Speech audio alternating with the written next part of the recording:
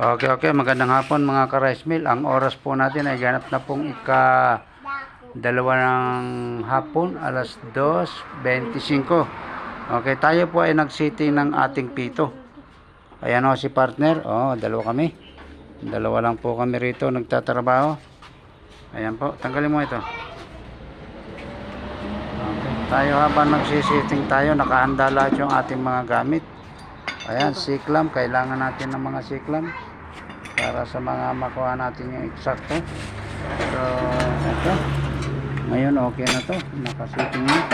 Tapos, ang gusto ko lang maipakita rito sa ating mga kanigo po ito. Wala na po yung kanyang mga rivets. Ayan na. Mga rivets. Hindi na po mga rivets yan. 1/4 po yan. 1/4 na po lahat yung nailagay natin dyan. Ayan, kita nyo naman. Kaya nakahanda po yung ating mga gamit lahat habang nagagawa tayo. Okay, nakahilera po dito lahat yung mga gamit natin. Ito yung 316 yung barina, 316.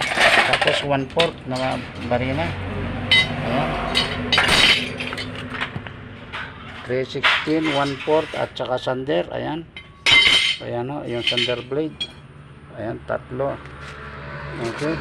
Tapos yung ating panghigpit ng mga bolt. Ayan.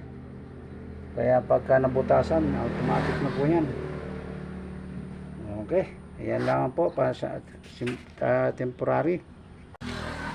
Patayo muna nga.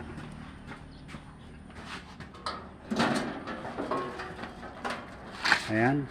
So ayan na po. Nakalagay dito yung ating pito. So yung lock na lang dito. Kung nakikita nyo yun, tinuturo ng kamay ko. Ayan, yung lock na lamang niya dyan. Okay, para hindi sumingaw. So ayan pa, babaklasin pa natin ulit yung mga yan. Para mapintura na, mai-final na. Ayan na po, ganyan po tayo kung tumarabaho. Isang baliktad pa daw mang. Ayan, kaming dalawa lang po ni partner yung tumatrabaho na ito. So ayan. Ito wala pa, tatanggalin din natin ito. Okay. Tatanggalin din natin ito. Kompleto na ito. Nandito na lahat yung mga materials na ito na fabricate. Fabricate na po lahat ito. Ayan, puro fabricated po lahat yan. Makakapal na po lahat yan. Tinan mo, ayan. Okay. Ayan, puro fabricated na po lahat yan.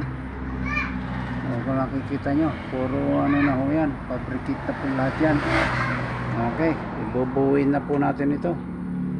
Sa ngayon po, magbubuo na lang tayo para maipatong natin. Okay, baba. Okay. Sibak na rin po yung tagiliran niya. Sibak na po to, ayan. Binuload na lang po natin yan kasi ispat lang po yan. Binuload na rin po natin yan. Okay. Hanggang dito lang po muna sa pansamantala ulit yung ating video. Okay, tinayunan ni partner. Ayan na po. Okay. Okay po mga ka-rice mill. Kung nakikita nyo po lahat yan, yan po lahat yung ating pinalitan. Ayan. Lahat po yan, ang pinalit po natin dyan. Lahat po ng kanyang partition. Pati yung kanyang ito, labasan ng bigas. Ayun o. Ayan. Pati yan, pinalitan na po natin yan. Makapal po yung nilagyan natin ito. Ayan po, 1/8 na BI steel plate ang nilagay po natin dyan. Ayun po, nakakabit na yun. Ayun, yun nakikita nyo yun. Siya na po ito. Ito ay pinalitan natin yan. Okay, lahat po yan ay napalitan na po natin yan. So, puro makakapal na po lahat yan. Ayan, napalitan na po lahat yan.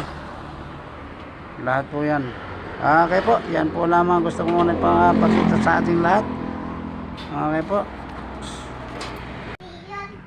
Okay, very big shout out po muna tayo. Shout out po muna kay Noel Florano. Ayan po, Noel Florano po, shout out po. Okay. Sa aking kumpare dyan po sa Muntinlupa, Alabang. Okay po, kay Jerry Cornelio Jerry. Okay po, kay Ma'am Vanessa Altake sa Bagti po. Okay. kay Ronel Itzano, kay Sir Ronel Itzano. Okay, dyan po yan sa Villa Aurora, Basay, Samar. Kay Bobby BJ Mapula, dyan po yan sa Donsol, Sorsogon. Opo, magandang hapon po. Kay Sir Lucille Misiona, dyan po yan sa Sevilla, Bohol. Okay, kay Jonalyn Roldan Ramos, kapatid ko po yan, nasa Dingalan, Aurora po yan. At saka kay Early Roldan de Guzman, dyan po yan sa Nueva Ecija. Very big shout out po. Okay,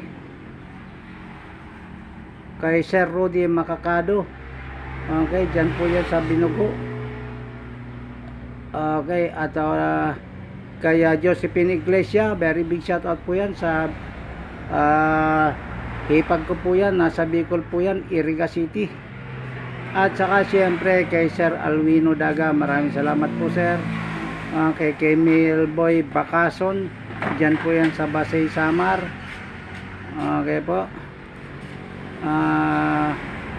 Very big shout out din po kay Mama Melanie Chavez Arenal, dyan po yan sa Hinubaan, Negros Occidental. Very big shout out po kay Jose Rande Garillena Estuita, dyan po yan sa Kanggumbang, Basay, Samar.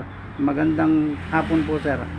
Okay, dito na lamang. Maraming salamat po at hanggang sa susunod. Maraming salamat po muli.